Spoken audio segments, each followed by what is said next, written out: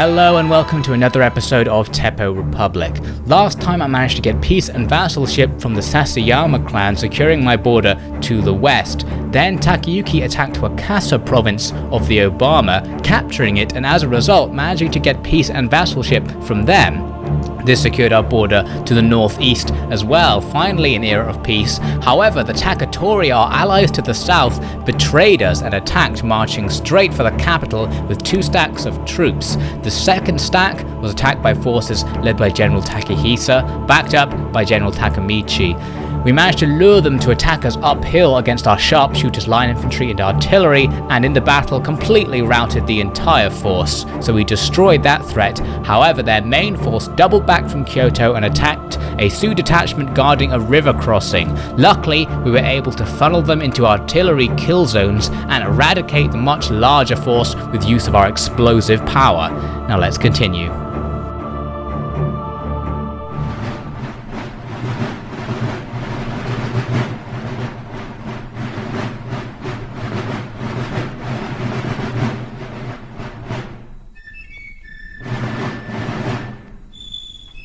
Alors, vous lui donnez un tonneau et lance-lui à la mer.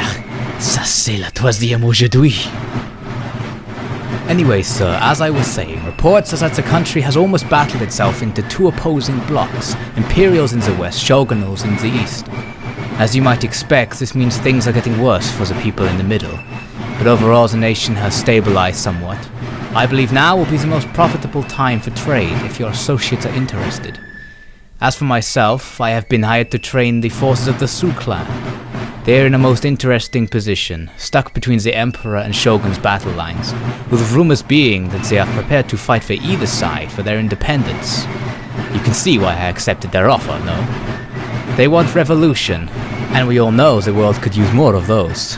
If successful, they will be an easy ally of the French Empire in Asia, a mutually beneficial arrangement. Or at least beneficial for us. Excuse me. Si tu dois absolument se baigner dans le vin, au moins utilise-toi le truc anglais. Alors, on peut pourtant la boire sans connaître la différence.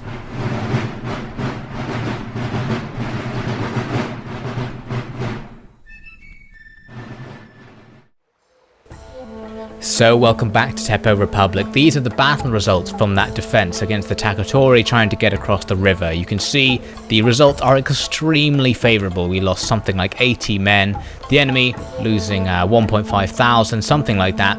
You can see here it was the Parrot guns getting the majority of the kills. Their shrapnel shot doing devastating damage to the enemy forces. Some of the carbine infantry is up there as well, getting a lot of kills, which is good news. I guess the fact that they were firing at close range counterbalanced their poor accuracy, so they managed to get lots of kills. Good news, so the remainder of the Takatori force has fled into the mountains there. You can see them here. They still have quite a lot of their regiments intact, actually. They've all taken damage, but they're still together, which means if they can get back to their territory, all these regiments will be restored. So ideally, I don't want to let them do that. Luckily, it's early mid-winter, and they're going to have to walk back through my territory if they want to escape. So they're going to take winter attrition the whole way. So now I know that they can't really threaten Kyoto. If they attack it now, I would almost definitely win in the defense. I'm going to start thinking about moving forces away. One thing I needed to do was get someone back to Setsu because the public order was becoming an issue. I had mounting unrest there.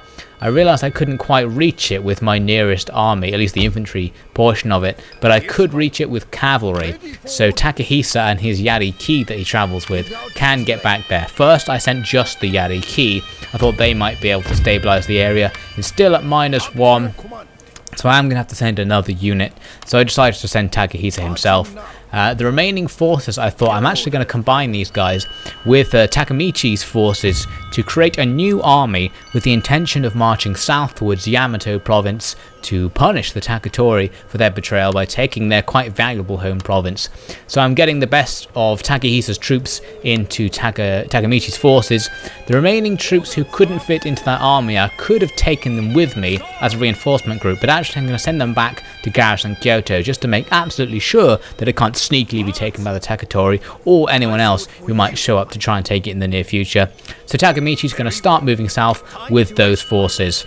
while Takahisa is going to have to be left behind in Setsu. I want to give Takemichi some battle experience because he's still level 1. He always takes part in battles as a reinforcement army so far, so he hasn't actually got much experience. Now, the general I actually hired from the enemy, a guy called Kodama Harunaga, I'm going to send him over towards South Shinano because I mentioned in a previous episode I wanted to do that with Takemichi because I suspect I'm going to be attacked by shogunate forces in the east. So instead of Takemichi going over to defend the area, it's going to be the new guy Kodama who takes up that rather unpleasant duty. Now the Takatori, as the end turn sequence comes around, decide to attack my farms in Umi. A really annoying move actually because it reduces my income. So I need to try and chase them down and stop them from doing that again. The problem is that they don't have any artillery, so their army is going to move faster than mine, so I need to be careful. So Kodama's going to continue his journey east. I realised as he was moving, I don't really have any forces over here to actually put together into a coherent army. So even with him to lead a force, I can't get a good force together, so I need to start trying to recruit a force over there. Meanwhile, I'm sending a new shinobi recruited in Iga to head south into Yamato province just to see if the Takatori had any more forces planned to invade me, or if anything that could resist me invading them. I can't actually see their capital, but I can see they have nothing on the road. Now I'm turning back to face off against the Takatori remnants. The main army I'm just using as reinforcements again so they don't use too many movement points. As I attack, the enemy sneakily retreat through my zone of control back towards Kyoto in a weird twist. So now they're almost back to where they were before. I realise I can now trap them in this area by defending the bridge. This will stop them from getting to any of my infrastructure in Umi or Iga. And in fact, there's nothing nearby where they are now that they can attack, so they can't really damage my infrastructure from where they are. So I wanted to keep them there. Now the one worry I had is that if the enemy attacked my forces now defending the river crossing, there is actually a chance they'd be able to get through them or at least do heavy damage. So I wanted to send a couple of artillery units to go and support that army so I can do the same thing I did defending the river crossing before, just pin the enemy down. This time I don't need as many artillery units as there are far fewer enemies. Now thinking about it some more, I actually decided I don't want Takemichi to attack Yamato right now because he'll suffer winter attrition. It's going to take him 2 or 3 turns to march to the city with artillery in his train.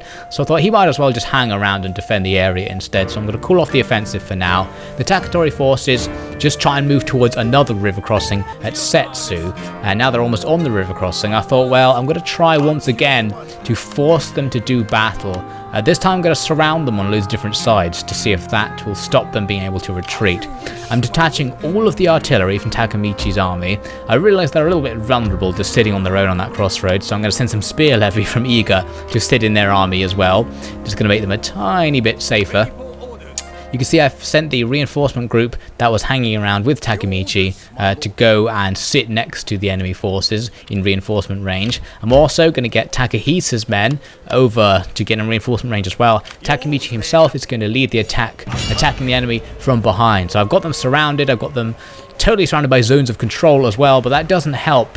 They simply walk across the bridge, and my army across the bridge doesn't stop them. In fact, it walks right through them and goes and sits back next to the farmlands of Umi, so it looks like they're about to attack it again. Now I also realised at this moment that they could attack my artillery train just sitting there and annihilate it, which could be very dangerous. So I wanted to try and get forces back over to that little group of artillery.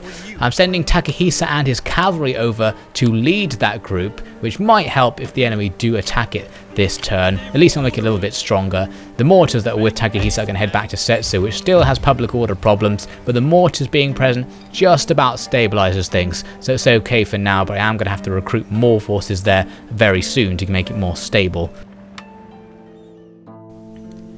I've asked myself many times, why keep running? I can hear the voices that say after what we did, to die here in the snows of Tsu would be the honourable and appropriate course. But I hear other voices, begging for me to take revenge for my fallen countrymen. That is why I still ride, and my men still haul our munitions down these unfriendly lanes. Every time we stop to set our cooking pots in the ground, the Tsu banner appears on the horizon. They will not suffer us to live. And so why keep running? The question returns over and over, and it shall keep doing so until the end. Moving into the next turn, there's a few interesting naval movements. The Obama are leading an invasion westward for some reason. The Nagaoka are moving a fleet towards the Bay of Owari, and I thought they might be coming to try and blockade my trade ports again. The Takatori, as I kind of expected, start destroying my infrastructure there in Umi. Still, they've stopped quite near to my forces, so maybe I have a chance to attack them now. My shinobi who's reached Yamato province can see that the province is actually really unstable, and also it has no standing army aside from its city garrison, which means if I do attack now, they're probably not really going to be able to stop me. I did consider trying to sabotage this army before attacking, but actually I'd rather keep the money at the moment because I'm trying to develop my internal economy, and that's a really expensive thing to do. So I'm trying to keep as much money as I can. I'm not recruiting troops, haven't recruited new troops in a long time, using all these old forces to try and do all the military work I need. Luckily no one's invading me from any other direction for all these turns, so I've been free to start working on my economy for a while, apart from the fact that this army keeps destroying some of my farms in Umi, which is damaging my income. So what I basically decided to do was ignore it from now on. I'm going to have a small force chase them down, a force that only has a small advantage over them, but I just don't want to waste all my men chasing them around, especially because spring is about to break, and when it does, it will be absolutely perfect for me to attack Yamato province because we know it has no defenses and I'll no longer have winter attrition to worry about. So I'm getting a force together on the border led by Takemichi, giving him all the artillery I can muster as well. Takehisa is returning back to defend Setsu with his small army. Now about that Nagaoka fleet, I wanted to stop them getting near my trade routes because I really need the money, as I say. So I've actually been building a small fleet. Fleets are extremely expensive to build and maintain, so I didn't want to build a big one at this stage. But I thought the small fleet I do have has a good chance of stopping the Nagaoka before they get into position. Looking at them, I can see that at least one of their ships has already been damaged from previous fighting. All of my ships are fresh. I do have no experience amongst my crew, which could be a problem, but as I approach, you can see here the balance of power bar, is in my favour, and in fact the enemy has a damaged gunboat as well, so their fourth mysterious ship wasn't anything very powerful. So I thought this is a good chance for me to destroy this attacker and practice my skills in naval battles. Let's see what I can do.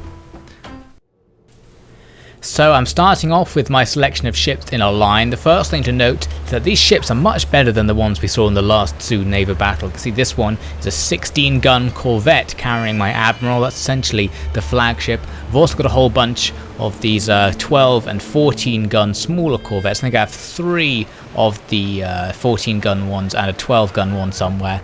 So I pretty much outgun the enemy with all my ships. The enemy has a few ships that are the same as mine, but my flagship is superior to all of theirs, and the enemy also have a gunboat.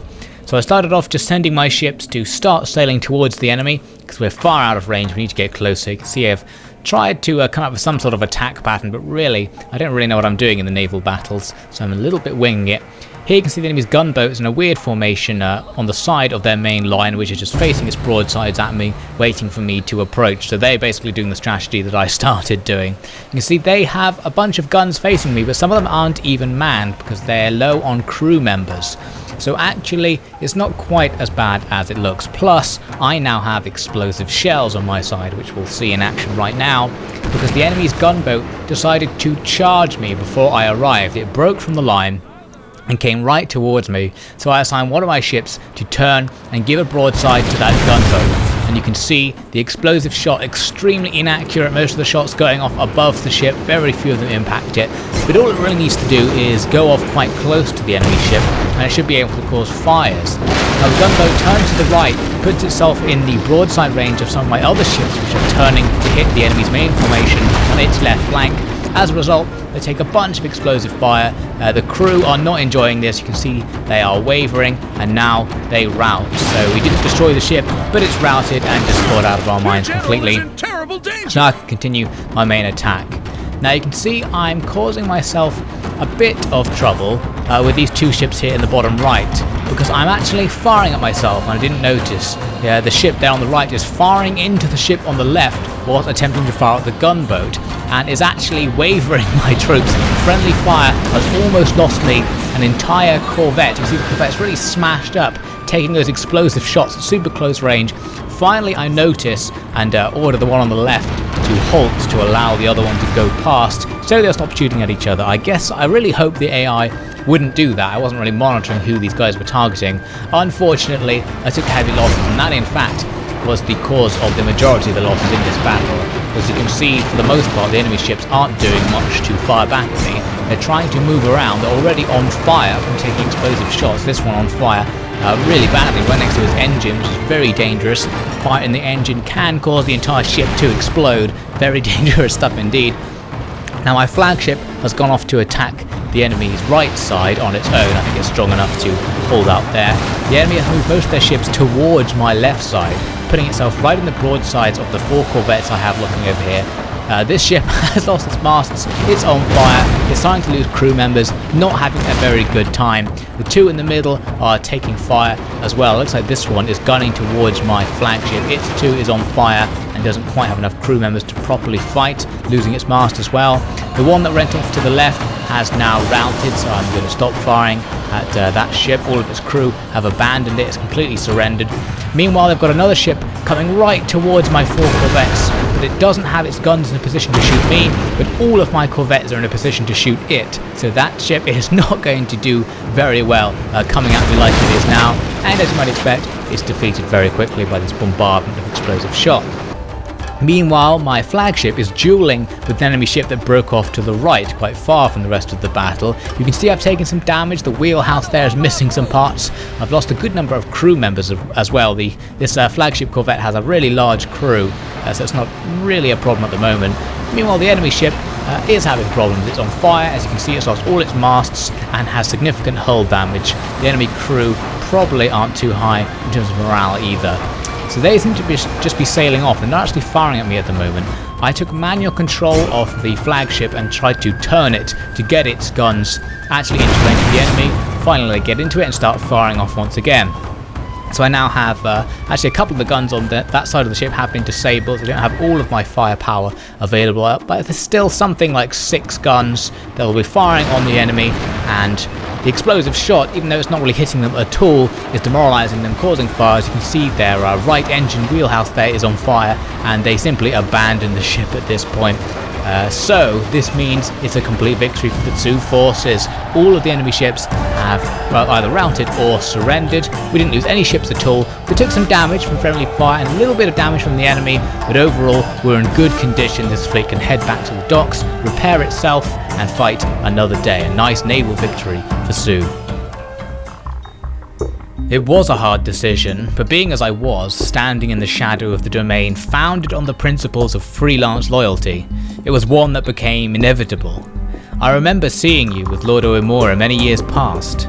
Memories of what you spoke of back then, a new Japan, a transition from the ways of Bushido to a new moral code, designed rather than inherited, the importance of not letting the old samurai ideals blind your judgment. Well, I thought you were crazy. But now, after hearing so much more, I begin to see your wisdom. I may regret what I did to my men, but history shall not. So here are the battle results. You can see in the middle there the ship that took serious hull damage. That was the one taking friendly fire. Not very good stuff, but still most of the ships are intact and all of our crew have earned some good experience. Now we have taken hull damage across the fleet and lost a few crew members, so I do need to go back to docks and start repairing those ships, which is a relatively expensive process, but I think it's going to be worth it in case any naval engagements occur again in the future. Now I wanted to see if the Nagaoka were willing to accept peace after having been defeated in that battle. Occasionally clans will accept peace immediately after significant defeats, but they weren't having it at all. Now Takayuki's army, who had been coming south in order to take part in the war with the Takatori, I decided to send him instead to start moving eastwards because I sense this is where the next crisis point is going to be, and Kodama's fledgling army isn't going to be able to do anything if the enemy attack this turn or in the next turn, so I wanted to get forces vaguely over there in order to react. Meanwhile, I also have a few public order problems over there in Yamashiro, nothing I can't deal with once the Takatori are finished off. Here you can see the Sunpu clan to my east. They're shogunate supporters. They have big armies on my borders which are relatively undefended. This was the sort of thing I was worried about. If they just suddenly invaded, which they might because they're very unfriendly towards me, I would be in trouble and might lose to Toimi and South Shinano. So I wanted to get guys over there to contest those provinces at least, if I can anyway. So now in the next end-turn sequence, the Marugame, who control the east side of Shikoku Island and Awaji Island, offer me peace. I can't actually remember why they were at war with me. They came in as an ally, perhaps of the Yodo, so now we're at peace with them, which is good news, but it wasn't really a problem being at war with them anyway, so nothing significant. We also get a Western science development. This allows us to focus on Western science that we have managed to pilfer, either on medical advances or industrial uses. The industrial uses gives you a bonus to income, the medical one gives you more happiness and unit replenishment. I wanted to go with industry because at the moment, as I've said, I'm trying to build my economy, so hopefully that'll become useful. Takahisa gained the trait that he's fond of women, which demoralizes his army. Quite inconvenient.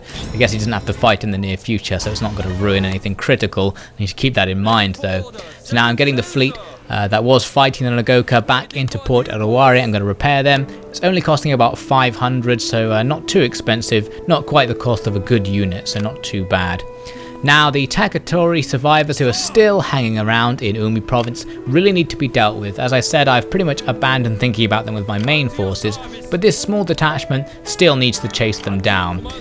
The other thing I need to keep in mind with the forces in this area is I want to prepare for an attack on Yamato province. Takamichi's army is going to swap out some matchlock militants for another set of parrot guns, which are going to be a far more powerful force. Those parrot guns also have a geisha attached to them, so I think the geisha raises the morale of the men in the army. Not necessarily a problem, I'm not having morale issues with my fairly well-trained force, but still, useful nonetheless.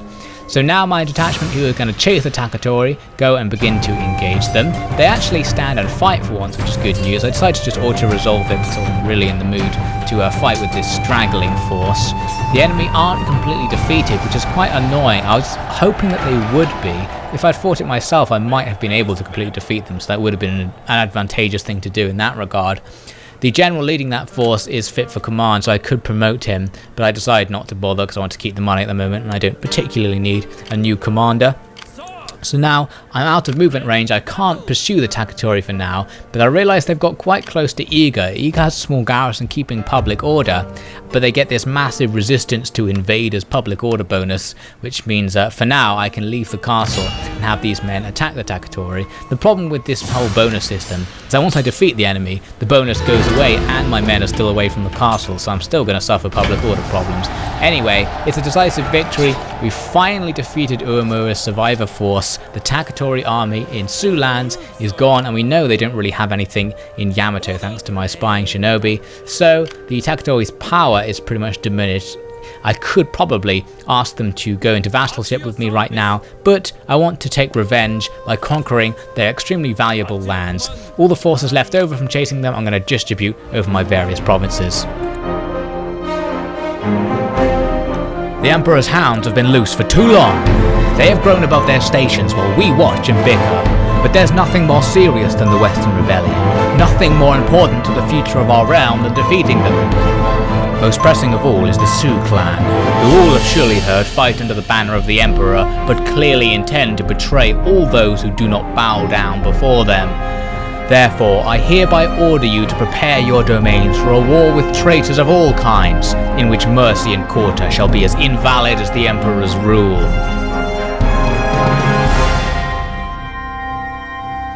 Now as we move into spring, the Sunpu clan declares war on me, just as I feared but luckily predicted. Both sides in this potential war have lots of allies. I have slightly more. I am going to call my allies to help me. Luckily, all of mine stand by me. The enemy's allies reject their war, so it's going to be all on one. The Sunpu have a disadvantage right from the beginning, but they do have the element of surprise. However, they don't move forces from Suruga towards Totoimi, which was the move I was expecting. They just attack the docks there with a single boat. Not the sort of decisive strike to begin a war that I was really expecting. But still, a lot of my forces are far from the potential battlefronts with the Sunpu clan, so it's still a dangerous situation despite their fairly poor opening move. Here's the port that was attacked by a ship. It's just a single ship, and I thought, well, that's not much of a threat. It's also in range of my navies right now, so I will be able to strike them. The Sunpu main force sitting in Suruga is what I'm really worried about. They also have a force hanging around just to the north of the border with South Shinano, who probably could take the castle if they attacked now. It would be a little bit hit and miss. Now what I wanted to do was move Takayuki's forces, who are currently hanging around in Mino, down into Totoimi to defend that area. Meanwhile, Kodama will continue as planned to head towards South Shinano. I needed to get military access with the Okazaki clan. Luckily, I am actually allied with them and do have military access, so I can move through Mikawa freely. So Takayuki is going to start moving that way. He is being slowed down by the fact he's bringing a mortar team with him, which has very few movement points on the campaign map. So I'm going to split them up a bit later. And Kodama is going to continue on. You can see I've also given him a foreign veteran, which means his troops are going to be trained every turn, and he can recruit new troops more cheaply than usual. So hopefully I can build up a force in South Shinano using that discount. Now, as I said, I'm going to deploy my navy to eradicate this single enemy ship. It could bombard me again in the next turn, or it could blockade my ports or even pirate my trade routes, so it's worth getting rid of it. The risk would be if the enemy has another fleet hidden behind it, which can now come and attack me now I've moved out of docks, but I'm assuming they don't, since their main attack only had one ship in it. They probably would have committed more ships if they actually had a serious navy.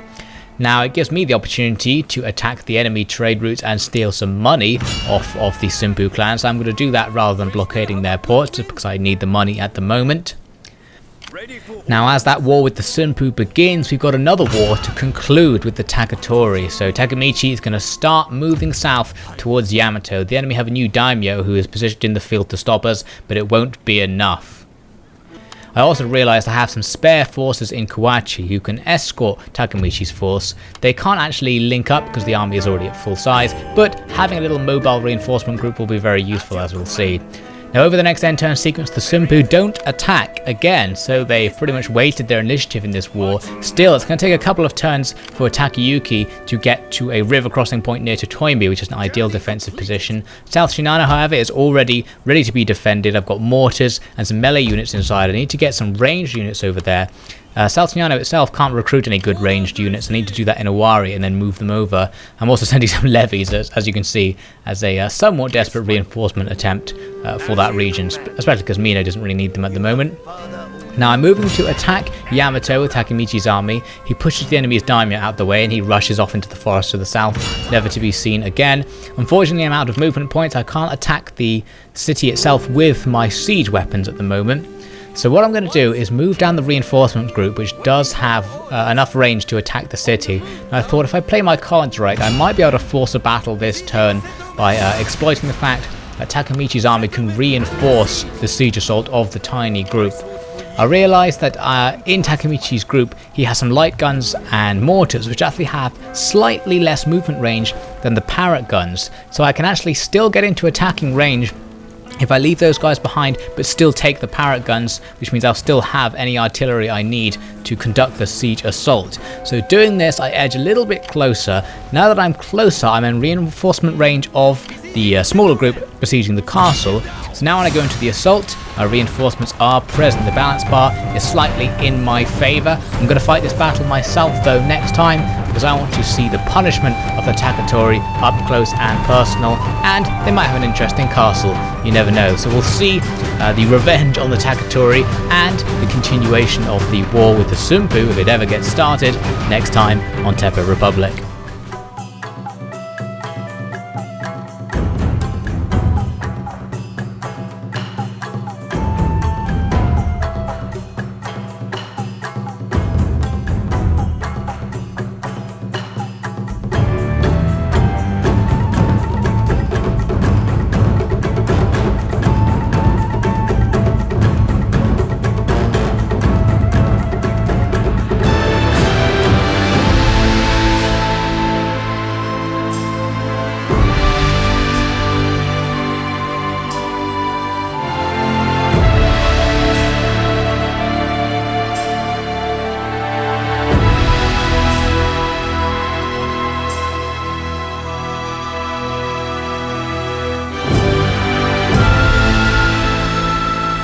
So that's all for this episode. Join me next time as the Sioux continue to consolidate their domain and move ever closer to becoming a Teppou Republic.